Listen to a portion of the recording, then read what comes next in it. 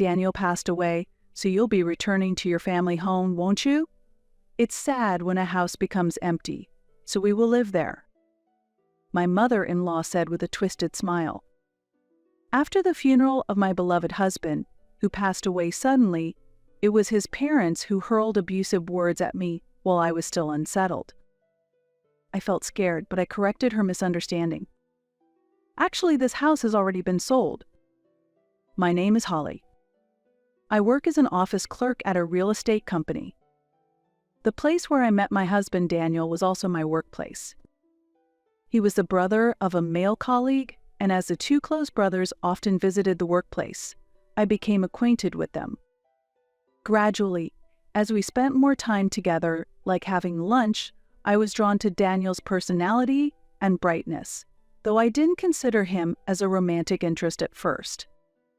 Then one day, his brother had set up a dinner with me and Daniel, but he couldn't make it due to a sudden matter, and I decided it was too good an opportunity to cancel and kept the reservation. That's how Daniel and I ended up spending time alone for the first time. It turned out later that his brother had secretly planned this, and at Daniel's request, his brother had arranged for us to be alone. Thanks to a delicious meal, our conversation naturally livened up, and we quickly deepened our familiarity as we discussed each other's backgrounds and values. The more I felt his profound personality, the more I was drawn to his warm smile. From that day, our relationship moved to a new phase. It didn't take long before we got married, and without his brother's arrangement, we wouldn't have come this far. In this sense, and for future events, I am deeply grateful to him. Then the day came when I first met my parents-in-law. Though I was filled with anxiety, they treated me very warmly. Our conversations continued, and gradually my tension eased. "It's really wonderful to meet you, Holly. I hope today turns into a wonderful day," my mother-in-law said, while earnestly entertaining us. Daniel's parents, like Daniel himself, had a strong, independent spirit and approachable personalities. And relieved that the time spent at my in-laws' house was enjoyable, I was enveloped in gratitude. After many discussions, they only wished for our happiness and maintained a suitable relationship without imposing marriage or parenting on us. Although living together with them became a topic of conversation, Daniel and I had plans to build our own home. On top of that, I explained that my grandfather had left a house for me. His parents listened intently and agreed for us to live on our own. Being the only grandchild of my grandfather, I was very much loved and ultimately inherited a wonderful, fully renovated house and land. It seemed as if my grandfather waited to pass away until the inheritance proceedings were completed. The land was located in a developed district, and its location increased the value of the property. Having worked in the real estate industry for many years, I judged that selling it would be more beneficial than living there. Although I was grateful for my grandfather's love, I was free to either live in or sell the property, so I considered the option of selling it early on. After getting married, we moved to that house, but it was far from work, and despite its convenient location, it was difficult to live there long term. As the plan to sell it progressed, Daniel was suddenly transferred, causing a major change in our lives. His company is a large corporation with many local and international branches. Despite being newlyweds, Daniel was designated as the only suitable candidate, and refusing the order was impossible. "I'll come home during holidays, and my parents will visit too. I don't want to impose on you, but could you take care of my parents a little? Both of your parents are kind, so I'll be happy to enjoy spending time with them. However, it seems that we have no choice but to wait until you come home before we sell the house." As I was tied to my own job, Daniel went on his assignment alone. Faced with this unexpected situation, I had no choice but to suppress loneliness and worry, and wait until we meet again. As Daniel had predicted, his parents began to visit often on holidays, especially his mother, who frequently came. She herself had experienced loneliness several times during her husband's long business trips in the past. "We can still have a good family time without kids around. Shall we go out together? Shopping will brighten your mood. Let's go, Holly." Thanks to her invitations, I managed to feel less lonely, and my holidays often became busy. However, as time passed, I started to have concerns. Almost every holiday, my mother-in-law would invite me out, and while that itself was not a problem, over time, her invitations became more forceful, and her disregard for my fatigue and household chores became more noticeable. When I said I wanted to rest, she frowned as if I was being selfish. "But going out together is fun, right? Or do you dislike spending time with me?" she asked. "No, that's not it at all. I just thought maybe you could use a break too since you invite me every week," I replied, causing her to look a bit saddened. I hurried to clear up the misunderstanding, but she wouldn't listen. When I accepted her offer, her face brightened into a smile, and she acted as if she had forgotten all her previous insistence. However, my suspicion of her behavior gradually grew. All the places she took me involved high expenses on my part. The outings continued with shopping at branded stores and dining at expensive restaurants, and the payments were increasingly pushed onto me. She would often leave the store first, leaving me to handle the bill alone. There was never a word of thanks for the payments, nor was there any reimbursement. Indeed, I own a house and have a sufficient income, so I don't have financial worries. However, Daniel and I have been cautious with our spending for years, so her lavish lifestyle felt distinctly uncomfortable to me.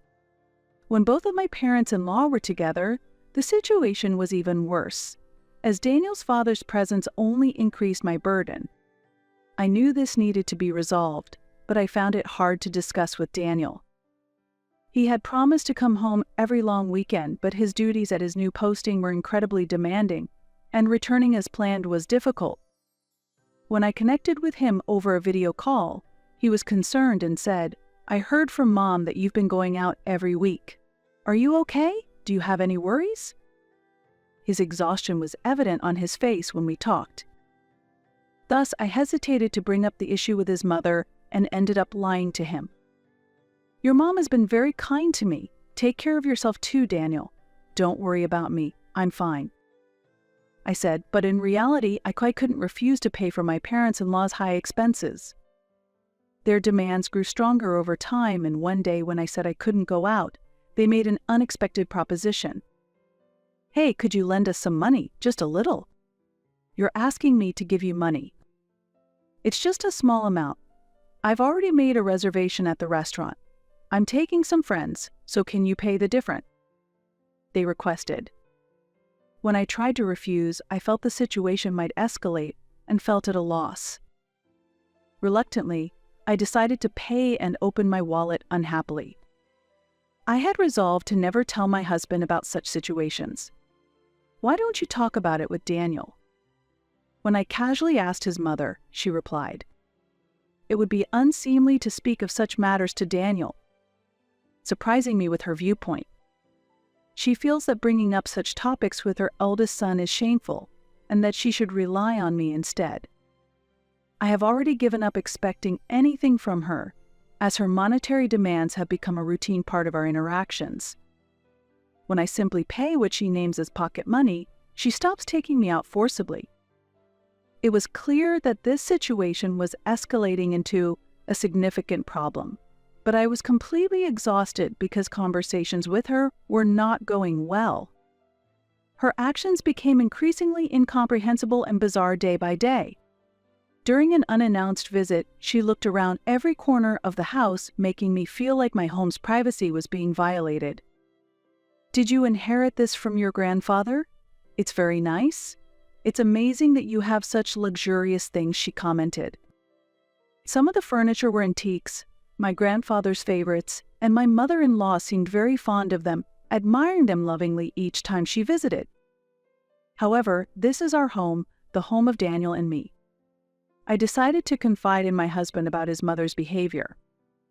I was anxious about how he would react, but I hoped we could work together to find a solution to her actions. His mother's behavior was not pleasant and constituted an invasion into our family's privacy. At that time, a fixed period for the end of Daniel's assignment was determined.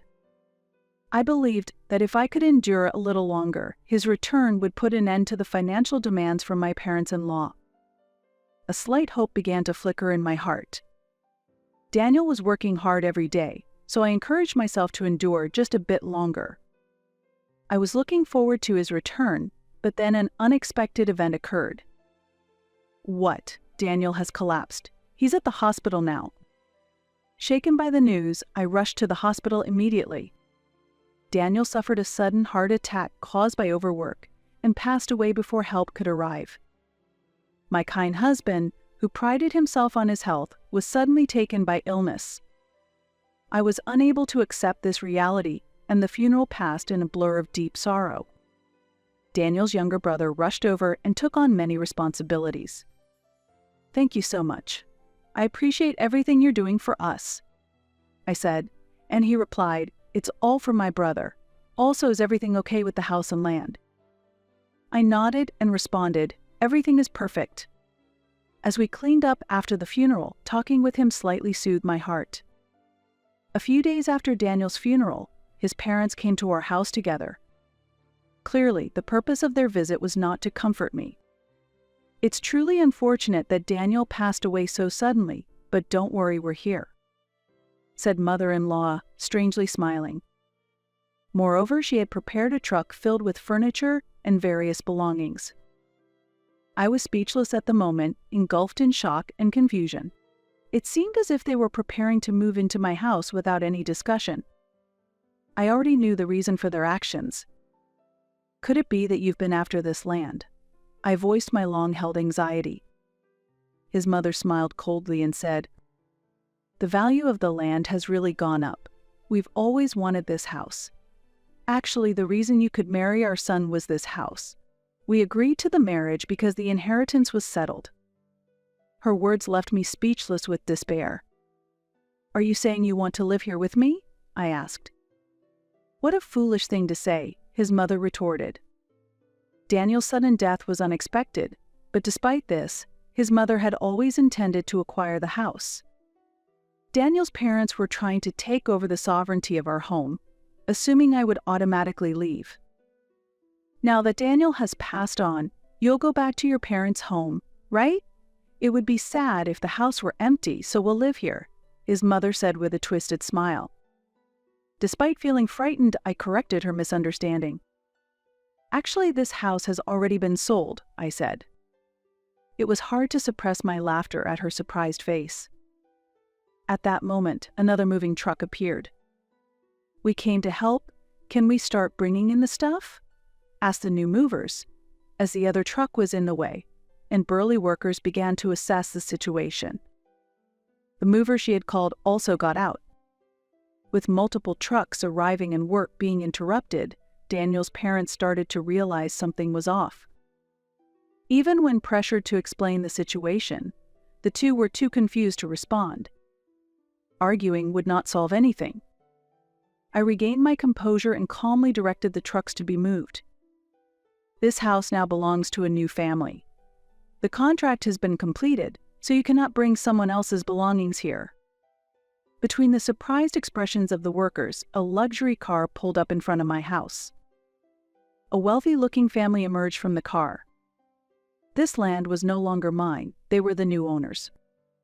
Daniel's parents could not keep up with the unfolding events, and their confusion only grew. "We need to move the trucks so they can move into their new home," I urged, and after instructing Daniel's parents' trucks to be moved, the new family's furniture began to be smoothly brought in. However, my parents-in-law could not accept the situation and kept appealing to me persistently. Meanwhile, the buyer's husband, after having his family wait in the car, hurried over to us to understand what was happening. "Who are these people? We bought this house. Could you please move the truck?" demanded the new homeowner, raising his voice. I apologized deeply for the sudden visit of my parents-in-law and the ensuing chaos, explaining the situation carefully. Nevertheless, my parents-in-law acted as if the house still belonged to them and boldly entered the house. The inside of the house was fundamentally different from what they remembered. Not one piece of our furniture remained. My mother-in-law was shocked by the change and began to unravel, raising her voice. "What have you done? The house is completely empty. Where are the antiques and lighting fixtures? What is happening?" As my mother-in-law struggled to comprehend the chaotic situation while clearly displaying her anger, the new homeowner became more emotional and yelled, "I'll call the police." As a result, my father-in-law, unable to hide his agitation, hurriedly ran and forcibly took his wife away. After they had moved a distance away, it was evident that my mother-in-law gradually regained her composure. I promptly offered a heartfelt apology to the new residents, hoping that outlining the details to my parents-in-law would temporarily stabilize the situation. Although I was at my peak of exhaustion, I still felt it essential to explain the situation to my in-laws. I went back to them and calmly, but in detail, explained that the sale of the house had been completed just before Daniel passed away. This house was planned to be sold from the beginning, and everything proceeded according to plan, I told them. Despite a temporary interruption due to Daniel's assignment, the sequence of plans had progressed very smoothly. This smooth progression was possible thanks to the significant support from Daniel's younger brother. Without his cooperation, it would not have been possible to proceed so swiftly. Confused by my parents-in-law's demands for money, and not wanting to trouble Daniel, I had been unable to consult anyone. Noticing my situation, Daniel's younger brother extended a helping hand. Although he did not get along well with his parents, he had promised to offer help whenever needed.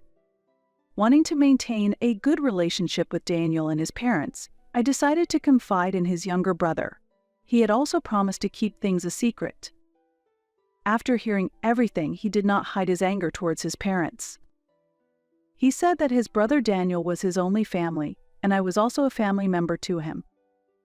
My parents either want to live with us in that house or drive us out to make it their own, he stated, exposing his parents' lavish lifestyles and pretentious nature. Although his mother appeared charming on the surface, she was essentially selfish and spiteful. According to Daniel's brother, his parents always sought luxury items and, being blood relatives, knew the truth. Daniel was unaware of this side of his father, but his brother suggested that we should sell the land. I agreed with the suggestion and decided to proceed with the sale of the land. Rather than holding on to a house that could jeopardize our relationship, I thought it best to ensure no problems remained for my cherished family. Indeed, this decision was not made unilaterally. While Daniel was still alive, we had thoroughly discussed this issue, and he had given his consent. In the process, Daniel came to understand the true intentions of his parents. I didn't want to reveal this fact to him from the bottom of my heart, but I couldn't complete the sale alone.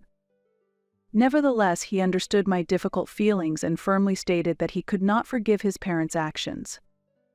"I'm sorry, but if you think it's best, let's sell it before something happens. It's hard to let go of our beloved home, but..."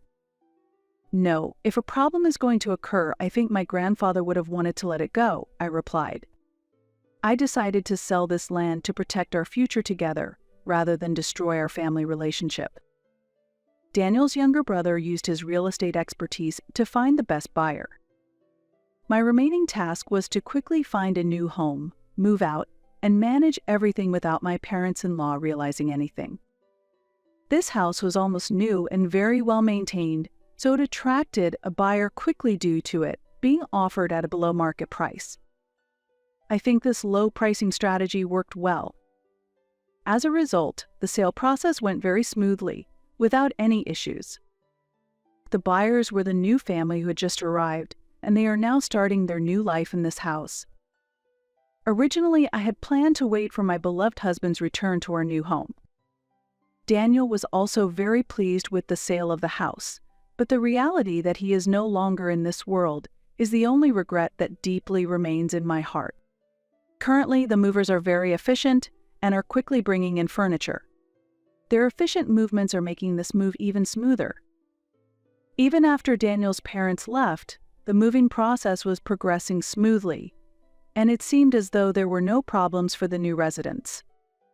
However, the peace was short-lived as the movers hired by Daniel's parents, unable to grasp the situation, expressed their anger and demanded an explanation. For them, the sudden occurrence of double booking was completely unexpected, and the confusion was indescribable. This is not supposed to happen. This is clearly a breach of contract. Daniel's parents were fiercely confronted, but they could not explain the situation well and were merely fidgeting. My mother-in-law, having grown up in a wealthy environment, was accustomed to getting anything she wanted. Therefore, when faced with the reality that she could not have the house, deep frustration and a distorted jealousy took root. Eventually, her resentment towards the house and land grew strong, leading her emotions to escalate into criminal actions, and consequently she was sent to prison. My father-in-law, who originally had a supportive role within the family, saw their relationship rapidly deteriorate after my mother-in-law's arrest, and he eventually forcefully proceeded with a divorce. As a result, even after my mother-in-law's sentence ends, there will no longer be a home for her to return to. This can be seen as the outcome of the path she chose for herself.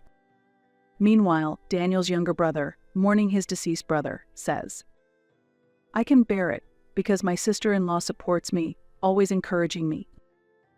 Although my connection with my parents-in-law has been completely severed, I have not entirely lost my family.